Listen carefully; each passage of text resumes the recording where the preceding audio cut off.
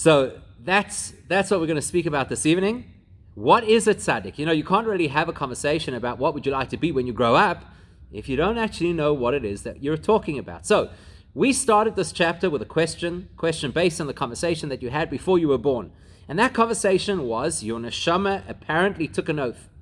The oath was that I will be a tzaddik and I will not be a rasha. That sounds like a major safeguard. Commit yourself to be a tzaddik, which is the ultimate state of spirituality. And as a fail-safe, promise us that you will not fail, that you will not become a rasha, which is effectively the lowest part of the spiritual spectrum. So we said we need to understand a few things. We need to understand, what does that mean? What attitude are you supposed to take? The Gemara there goes on to say that even if the whole world tells you that you are a tzaddik, you should consistently view yourself ke rasha, like a rasha. Perhaps we can invent a new English word and say rasha-esque. You should always see yourself as rasha-esque. There's another question we did not speak about last night, and that is, last week. How is it fair that anybody should ask you to commit yourself to something you know nothing about? And we haven't really spoken about that. So perhaps before we continue this evening, we need to visit that question. Because what we learned was, before your soul is born, they tell you, swear that you will be a tzaddik and swear that you will never be a rasha.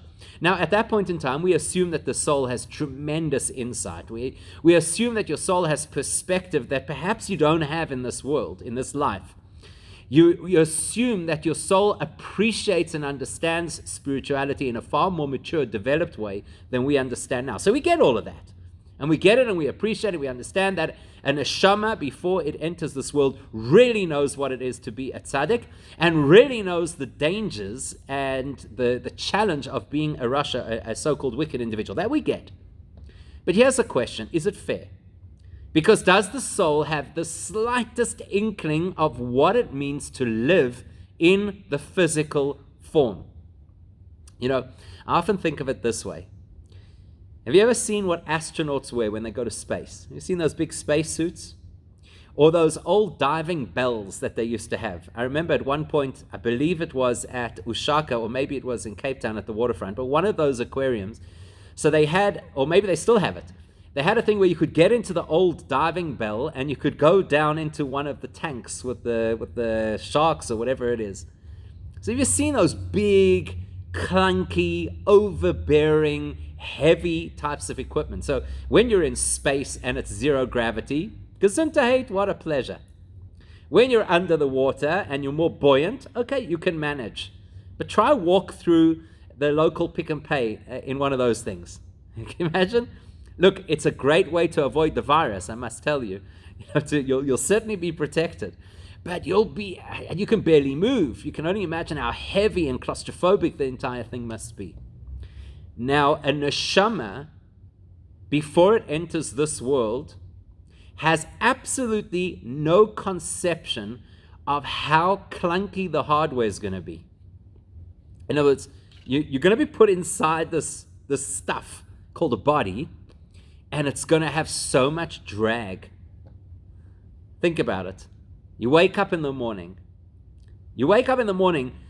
The amount of time that it takes to wake up in the morning, you know how frustrating that must be for the neshama?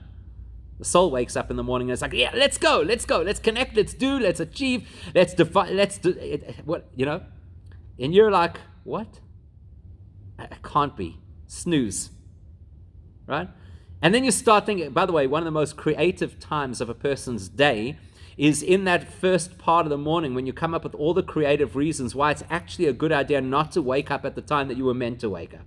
Like if I know myself, and if I have another 20 minutes, I'll be a much more decent human being for the rest of the day, whatever it is that we come up with, right? So the poor neshama that's got so much power and so much aspiration and so much interest, and then you get inside this human being that every couple of hours says, whoa, I've got to stop everything that I'm doing because I've got to find coffee. I cannot continue without coffee. Can you imagine? The neshama is like tearing its ethereal hair out. Just get on with the job. So is it fair, before the soul comes down into this world, to make us swear to commit ourselves to do something that frankly we know nothing about? There's a story that they tell that. It's a really cute story. So there are two neshamas that pass each other in the corridors of heaven. One neshama is brand new, just been hatched, on its way down, about to enter the world. You know how it is. It's really excited. You know how kids are. They still have a little bit of neshama running their system.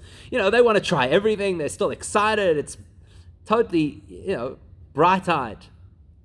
And the other neshama is on its way back after 120 years of service. So they pass each other. So the new neshama says to the returning neshama, quickly, tell me something about that world. I'm about to go there. Tell me something about that world. So the old neshama says, in that world that you're about to enter, for just a few $100s, you can buy yourself a pair of tefillin. And the new neshama is so lit. What do you mean? Tefillin? Tefillin, that it creates this bond between the mind and God and between the soul. And it's like, wow, tefillin, you could buy that? Like, I've only ever heard about it for all these generations that I've been up here floating around in Gan Eden. I've only ever heard of tefillin. You could get tefillin there? And you said it's just a few $100s? That's amazing. And off the neshama runs. Cannot wait to get into this world. And the old neshama turns over his shoulder and shouts after him. He says, wait. I didn't tell you how difficult it is to earn those few $100s. So is it fair? Is it fair to tell a neshama before you come down into this world, swear that you will behave? I don't know what I'm going to be dealing with. I don't know what temptation is because I'm a neshama floating up in Gan Eden. I've never heard of temptation. I don't know what it's like to walk past a non-kosher restaurant and smell that smell. I don't know what it's like to be sitting with a group of friends and have the hottest story on the press. And officially, I shouldn't be telling it because it's Lashon Hara. But you know how much social value this has? So is it fair? The word that we used was, we said, before the neshama comes down into this world, mashbi'in oisoi. They administer an oath to the neshama. Now that word mashbin, remember that the Torah generally and all Torah books subsequently are written without vowels. And that's intentional. They generally are written without punctuation too. We happen to be using a Tanya text that has vowels just to make life easier for everybody. But the truth is, classical Torah texts are not written with vowels. And so you can take the same word mashbi'in, and you could just move the dot on the shin from the right-hand side to the left-hand side. And now it will read must be in. Okay, you see the difference? Must be in. What does must be in mean? It comes from the root word saveya. Saveya means to be full. Like when you finish a meal, the Torah tells you, ve'ochalta, if you have eaten, ve'savata, and you have filled yourself and satisfied yourself, then uveirachta, that's when you are required to bless Hashem and to thank Him for the meal, which is to say the grace, to say the birchas hamazon, the benching. Masbi'in oisoi, before the neshama comes into this world, they fill the neshama with resources. It's not a setup. It's not some kind of an ambush. I don't know what kind of view people have of Hashem. He's not out to get us. He's not setting us up for failure, as some people believe. You look at the list, 613 mitzvahs, not to mention how many of those have subsidiaries and then subsidiaries of subsidiaries. He's not out to catch us. Mashbi'in, He makes you swear, because the nature of how Hashem has designed us is when we promise to do something, that's when we'll dig deep to find the resources that we have within ourselves to actually get it done. You'll know this from your own experience. You'll know the difference. I mean, I know it, in the rabbinate, it works in a very interesting way. I ask a person, will you come to shul for the minyan this evening? Will you come to shul on Shabbos? And you get different answers. If a person says, Rabbi, I will try my best, that means not a chance. There's no way they're coming. If a person says, I promise you, Rabbi, I will be there, then I know that I have a 50% chance. Because the nature is that when a person promises to do something, you feel more compelled, and therefore you dig deeper to ensure that you can keep your promise. Why is the soul made to promise before you enter this world that you will be a tzaddik? Why? Because when you promise to do something, you will invest. You will try. You'll keep banging on at it until you succeed. So it's because he trusts us. It's because he believes in us that he makes us promise. Any thinking person will know that you don't ask somebody to promise something that you don't believe that they can do, because then you're setting them up for failure. We know this as parents. Don't tell your child, promise me you're never going to do that again. Oh, really? These are kids we're talking about. They're going to do it again. So don't set them up for failure and say, promise me. But when Hashem says, promise me that you're going to get this right, promise me that you're going to be the best of the best, promise me that you are going to invest every piece of what you have inside of you, which I'm giving you, in order to succeed, then he trusts that that promise is going to force us to do our best. And you know what's interesting? We all do.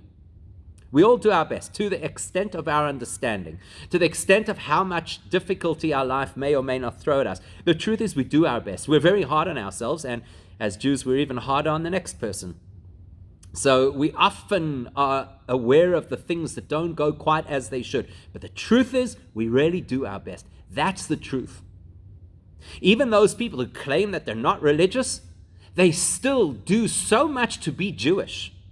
Because even somebody who translates Judaism as being standing up for the rights of people, then they'll do their best to help people to have their rights, or to help people to be looked after, or whatever it might be. So he knows us better than we know ourselves. And that's why he does set us up for success. So before we were born, we swore that we would aim to be a tzaddik. So here's the question. When you grow up, do you want to be a tzaddik?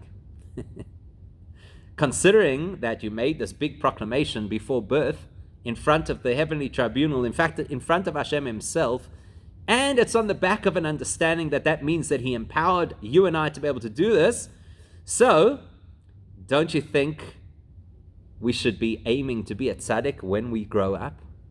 Okay, so there's a question over here that somebody just put through, which is, aren't you supposed to say bli neder when you make a promise? Bli neder is like the escape hatch.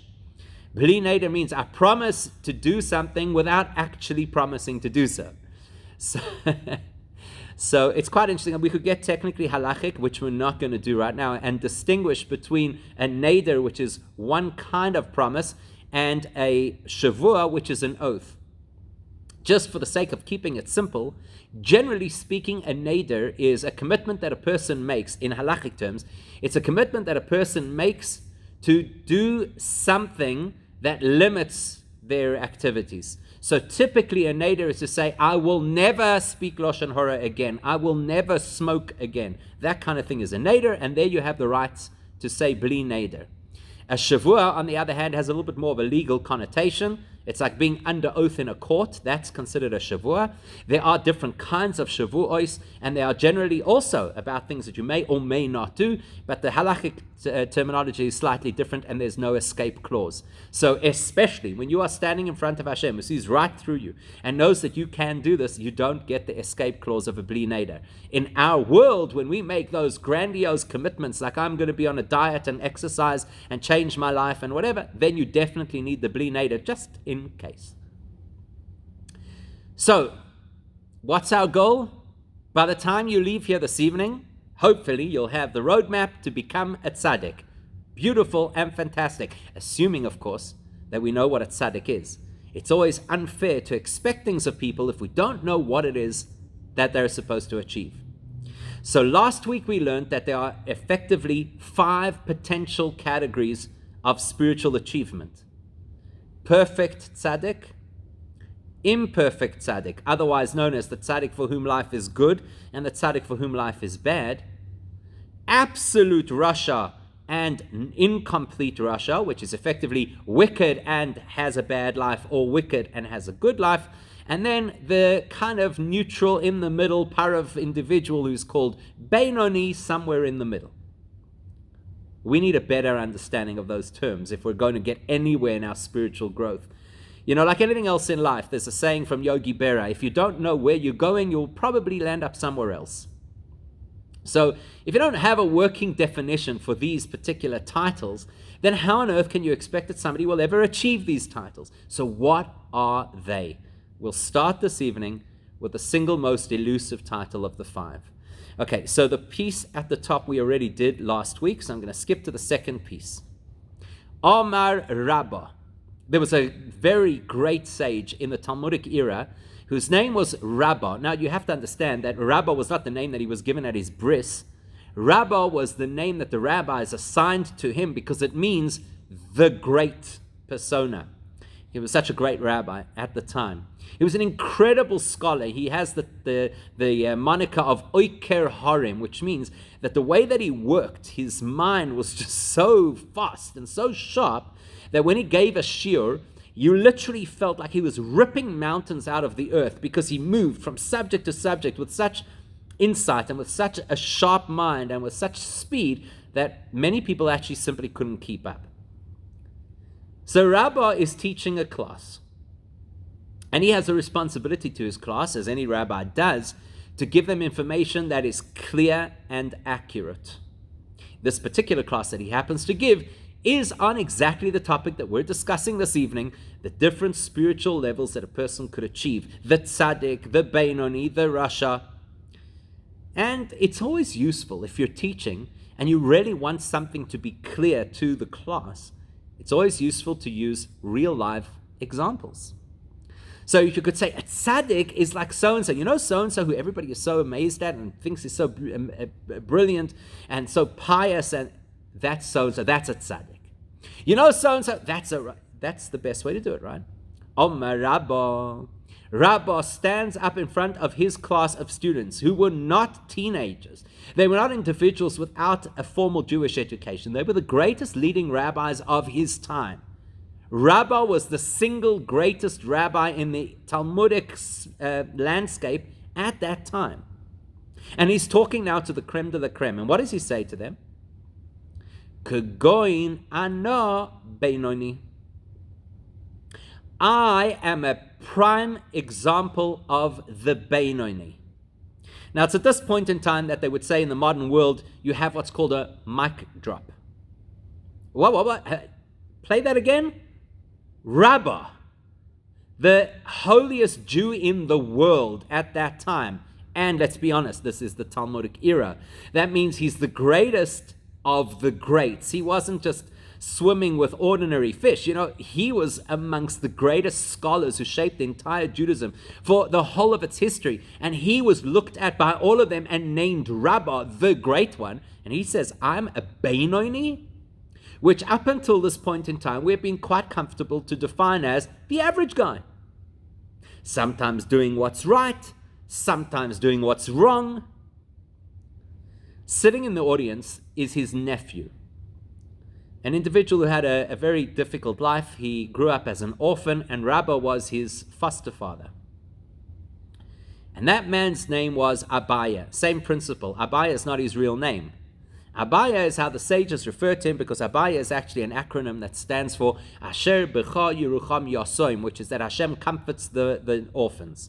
So he carried his story with him throughout the whole Gemara. Abaya had a study colleague called Rava, and they say you cannot go 3 pages in the Talmud without coming across the names Abaya and Rava, because he was that level of scholar. He was that individual who had such an incredible insight into Jewish law and other issues of Judaism that he's quoted all over the place and considered one of the leading authorities. So if Abaya has a comment to make on what Rava has just said, you can be sure that this is an insightful comment. This is a powerful comment. This is not the comment of somebody who's just trying to be a rabble-rouser or show the class how smart he is. The question that Abaya has for Rabbah is not an academic question. You'll hear the tone of this question. It's a question that cries out from the depths of his being. It's like, what are you saying? Amalei Abaya. So Abaya says to Rabba, Lo shavik mar chaya lechol birya v'chule. There's more to the story, which the Alter Rebbe is not quoting here in full, but effectively what Abaya says with absolute horror to his uncle and mentor Rabba is, if you are a bainoni, you have just condemned the rest of us. Now the direct translation is, you don't allow anybody else to live. Let's understand, what's Abaya's issue over here? Why doesn't Abaya just say to Rabbi, Rabbi, come on, I understand, I get it, you're a humble individual, you don't want to draw attention to yourself. And so here you are in front of the rabbis and you're talking about a bainoni, and obviously you're not going to say, hello everybody, I am the prime example of a tzaddik. We get it, you're not going to speak that way. Fine. So find somebody else to identify as a tzaddik. But why are you being self-deprecating? Why are you calling yourself a bainoni? But Abaya's question is not that. Abaya doesn't say, Rabbi, we see right through your false humility. He doesn't say that. You know why? Because great people don't have false humility. False humility is an issue we battle with, at our level. False humility is when somebody comes to your house and you put out a lavish dinner and the food is absolutely delicious. And at the end, you don't know how to accept the compliment. And they say, that was amazing. You should really be on MasterChef. And you're like, nah. That's false humility. Great people don't do false humility. Moshe Rabbeinu, who is considered to be the most humble person who ever lived in the entire history of Judaism, and the Torah says clearly in the entire history of the world, the most humble man, Moshe never turned around and said, nah, you think I'm such a good leader? I'm not such a good leader. You think I'm such a good teacher? I'm not such a good teacher. No, he doesn't do that. Moshe Rabbeinu gets up, and when the Jews are out of line, he says, Shimuna hamoirim, listen up, you rebels. And when Korach decides that he's not exactly satisfied with the way that Moshe is running things, he says, okay, fine, no problem, we'll do a big test. If you survive the test, great. If you don't, Yiskadav Yiskadash. There's no false humility over here. Rabbi Shimon Bar Yochai, for those of you who in the other Tanya show we learned this morning, Rabbi Shimon Bar Yochai, who was one of the greatest people certainly in his period of time, he was the greatest. Rabbi Shimon Bar Yochai has absolutely no problem saying, listen, if there's one tzaddik in the whole world, it's me. Spoiler alert, that's coming up in chapter 10. So, Rabbah doesn't say, hey, I'm an example of a bainoni, because he's trying to downplay his status in case lest anybody thinks he's arrogant. No, he's teaching. There's a fascinating piece in the Gemara in Pesachim. So the Gemara in Pesachim starts off telling us how you're supposed to look through your house on the night before Pesach to find and get rid of chometz. And the first word of that tractate appears to be the wrong word, because it's talking about the night before Pesach, and it uses the word or, which means light. So that launches the Talmud into a 3-page debate if the word or is supposed to mean light literally, or if it's supposed to be a euphemism for night. And eventually the Talmud gets from that into a conversation about how you talk. And the Talmud says you should always be very, very careful about what comes out of your mouth, because you may not, as a Jewish person and certainly as a teacher, you may not say something that is inappropriate. You have to be absolutely clear that you don't speak inappropriately. You don't speak disparagingly. And if need be, you use euphemisms, except when you teach. Because when you teach, you cannot take the risk of the students getting the wrong idea because you're pussyfooting around something because you're trying to be euphemistic. When you teach, your responsibility is to be clear. That means if Rabbi gets up in front of his class, and his class are astute students, great rabbis, people who would shape the entire Talmud, and he tells them, gentlemen, we need to know what is a working definition of a bainoni. It's me. That has to be because he really believed it was him. And that's why Abaya is so shocked. He's not shocked by what Rabbah says. He's shocked by what Rabbah believes. If my goal is to grow up to be a tzaddik, and then I meet the greatest person of my time, who happens to be one of the greatest people of all time, and he says that he is not a tzaddik, how do I begin to live? I made an oath. I made an oath before I was born that I would be a tzaddik. And now you have just slammed that door shut in my face, Rabbi, because you've said nobody gets there. I'm the top of the pile and I'm not there. So nobody gets there. This is Abaya's anguished question. He says, I don't get it. We've been taught this principle that we are supposed to gun for tzaddik status, that's the ultimate. And you are the ultimate and you're not there. So if you're not there, we're not even out of the starting blocks. So what's the point of our lives? You're not letting me live. I swore to live a life with that goal, and you, my teacher, my mentor, tells me the goal is unattainable. And it goes deeper than that, you see. Because every single generation has to have something which is called Tzadik Yesoid Oilam. At least one. Sometimes there's more. Sometimes there are a number of tzaddikim who keep the world going, but there is always a single tzaddik that is called Yesoid Oilam, the foundation of the whole world. If that tzaddik were not there, the entire world would have no purpose and it would disappear. In Abaya's mind, there's no question who the tzaddik Yesoid Oilam of his generation is. There's no question, that's Rabbah. He is that man, and it's not his personal opinion. That is consensus right across all of the sages. He is Tzadik Yesoid Oilam, the tzaddik that keeps the entire world worthwhile. And he's just come out of the closet and said he's not a tzaddik. The world has just lost its foundation, says Abaya. If you're not a tzaddik, none of us can survive. Because the world has lost its underpinning. And there's another aspect as well, which is, as far as Judaism is concerned, the definition of being alive, or God forbid, the opposite, has nothing to do with your pulse. One of my favorite stories, even though I didn't experience it in person, but it's a story that I've heard and I share it often, so you may have heard it from me as well, is that there's a very colorful and deeply Chassidic individual in New York, very, very special human being. And he was once at a Farbrengen. For those people who don't know what a Farbrengen is, it's when Chabadniks get together, have a couple of l'chaims, and really just pour their hearts out and try and move and grow as people, but in a very big, profound way. You can walk into a Farbrengen and literally walk out as a completely different person. And I've literally seen that happen. So he was at this Farbrengen, and he had a good few l'chaims, as is customary, and he needed to get home at the end of it. This is in New York. So it's before the Uber days. They hailed a yellow cab, and they bundled this guy into the back of the yellow cab to send him home. And naturally, the cabbie says to him, as he gets into the car, he says to him, "Excuse me, sir, where do you live?" And this guy had just had a good Farbrengen. And he says to him, "And who says I live?" What do you mean, who says I live? You're in the car, you're talking. What do you mean? No. When you learn Chassidus, you come to appreciate that you could be alive and not living. As King David says in Tehillim, Lo yahamesim yahalaluka. No, the dead will not praise Hashem. And later on in Tanya, the Alter Rebbe will tell us that does not mean people who are 6 foot under. That means people who have chosen to live as dead.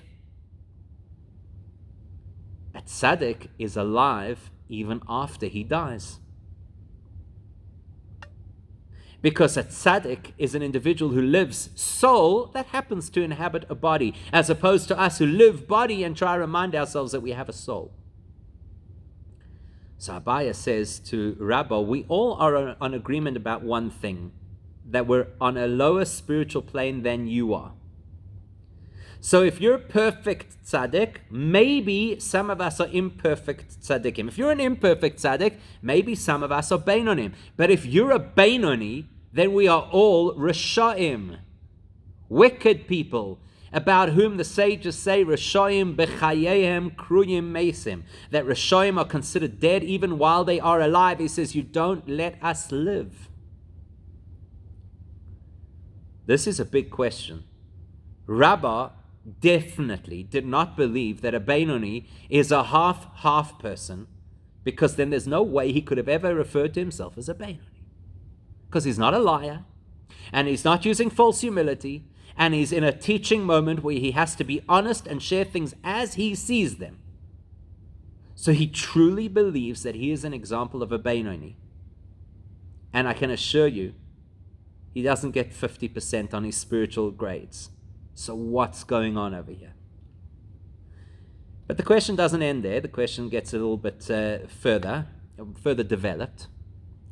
Ulahav in kol zeh ba'er heitev. To understand all of this, we need to explain things thoroughly. You must get used to this phrase, ba'er heitev. It appears a lot in Tanya.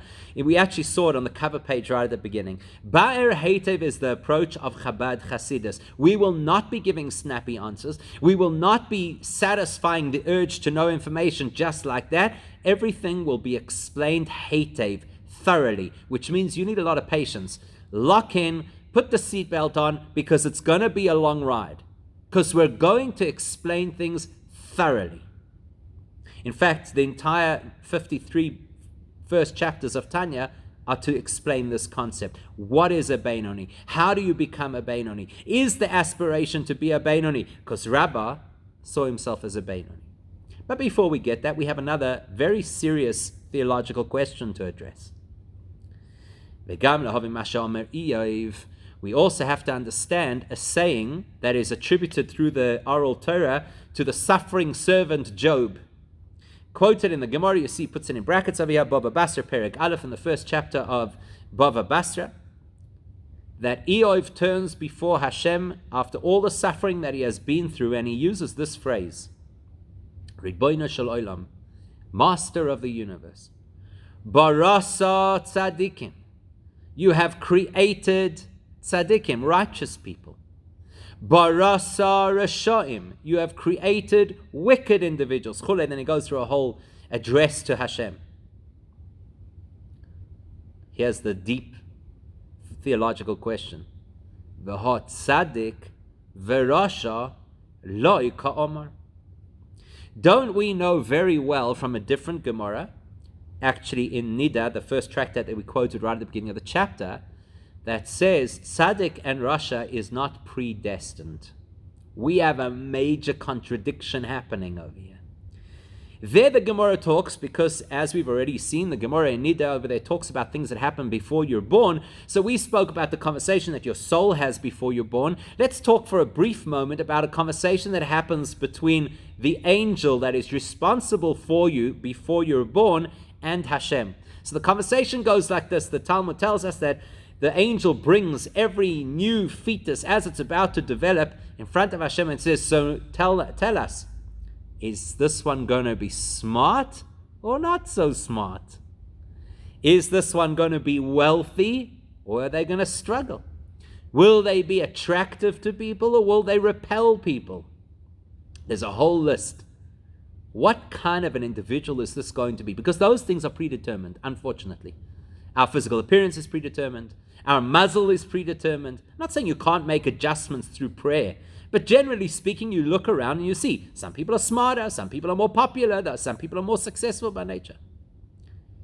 But the Gemara says very clearly, Tzadik v'Rasha, the angel does not get to ask Hashem, will this person turn out to be righteous or wicked? Because nobody knows, so to speak, even Hashem doesn't know. Hakol bidei shamayim chutz miyiras shamayim. Everything is in the hands of heaven except for the choice to live in awe of Hashem, to live in awe of heaven. I think, I don't know if that was an inadvertent hand raise or if it's a question. Okay, I guess inadvertent. So, so there it's clear. It's absolutely clear. The Rambam writes quite at length about this, and he says, if we did not believe in the principle of freedom of choice, then everything about Judaism is completely unfair. And not only about Judaism, life. How do you punish the Egyptians if it was not their choice? So the Rambam's example. How is a person held accountable for their actions if they don't have a choice? How can a person be rewarded for their actions if they don't have a choice? And in that conversation, the Rambam gets quite into it, and he paraphrases the words of Abraham when he was trying to defend the rogues of Sodom, and he says, "Hashoifet kol haaretz lo yaseh mishpat." Will the ultimate judge not run a just world? Obviously, you have choice. So what is the Gemara saying here in Eov's name that he claimed Hashem creates tzaddikim? What does that mean? How do you create tzaddikim and create reshoim? How do you create righteous people and create wicked people? That flies in the face of everything we believe in. The underpinning of the whole concept of Judaism is you are not told, you choose. And anybody can rise to the highest heights, and conversely, God forbid, any person can self-destruct. So which one is it? Which Gemara should we believe? The Gemara that says you are not predestined to be good or bad, or the Gemara that says in the name of Eov, which according to some of the commentaries was actually a great prophet, that it's all predetermined. Hashem creates righteous people and he creates wicked people. And then we'll look at this from a practical perspective. Because from a practical perspective, even though I know that this evening we were talking about when I grow up, should I be a tzaddik?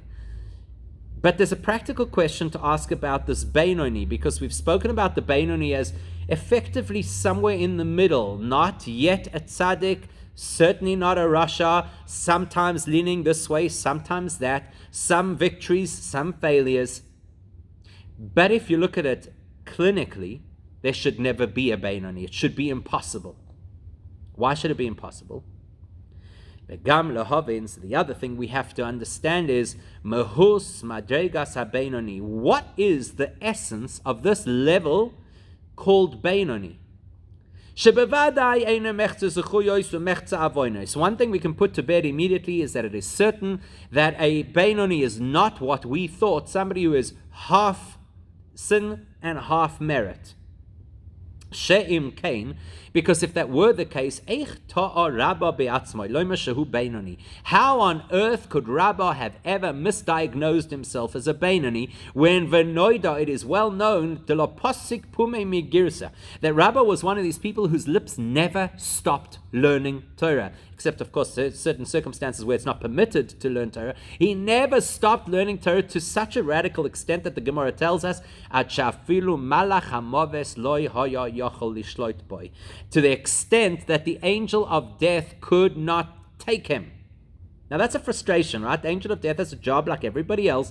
His job is to collect neshamas when their time is up, and there's only one thing that immunizes you against the Yetzer Hara, and that is if you're currently involved in learning Torah. Very famous medrash about King David, that King David knew in advance that he was due to live only 70 years. So when he reached that period of his life, he made sure to learn and to learn and to learn and to learn. And the Gemara or the medrash tells us the story about how it was that Hashem created a little bit of a distraction outside, and he went to investigate, learning all the while, and he slipped. And when he slipped, he lost concentration, and that was the gap that the angel of death could take. In a similar vein, the Gemara tells us about Rabbah, that Rabbah was literally a person who the Yetzer Hara, the Malach HaMavis, the angel of death, had to come up with a whole elaborate scheme to be able to get him off his learning for just enough time to take his soul. So I'd like to ask you, forget about spirituality, piety, just a simple question. Where would he have found the time to sin? He didn't find the time to die. Okay, he was too busy learning Torah. His mouth was consistently sharing words of Torah until there was a heavenly crisis to find a way to change whatever it is that they needed to do to be able to kill him. You're telling me that this is somebody who is capable of 50% averas? I don't think this is somebody who's capable of one sin. So if you still believe that a bainoni is somebody who spends half their time spiritually messing up, well then Rabbah clearly was misguided. Except Rabbah couldn't have been misguided because he was the most brilliant scholar and pious individual of the time. So Rabbah must be correct in his self-assessment, and we must be wrong in our idea of what a bainoni is. So just to round off that sentence, how, God forbid, could we suggest that Rabbah would have done 50% sin? It's not possible. And it's not practical. It's not practical, actually, that there should ever be a bainoni. If you believe that a bainoni is judged by how many things you do right and how many things you do wrong. Here's a quick illustration using simple logic to show you that actually the bainoni is an impossible position. Furthermore,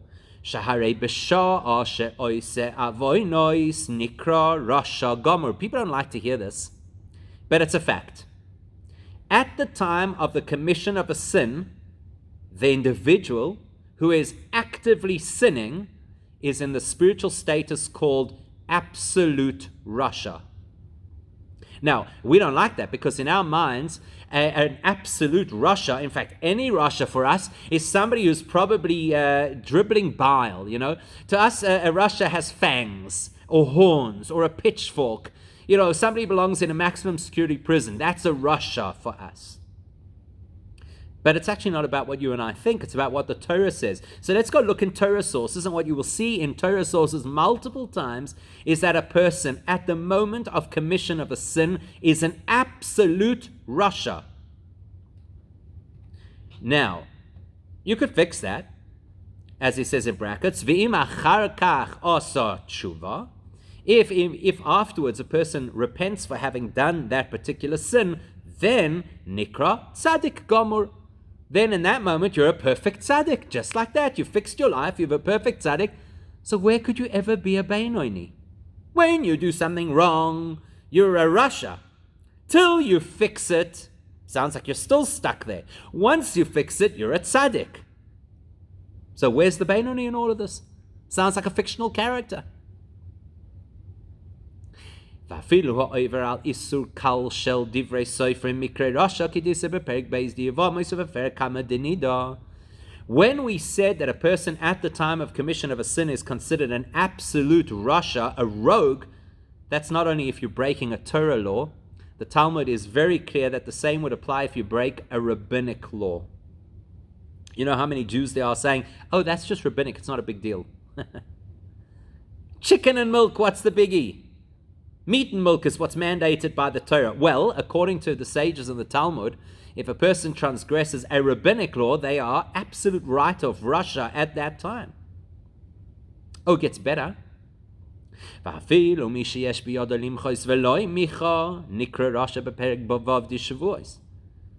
Talmud even goes so far as to say that if I see somebody who's about to commit a sin, and I know that they would listen to me if I intervened, but I don't intervene, and therefore they sin, I am a Rasha.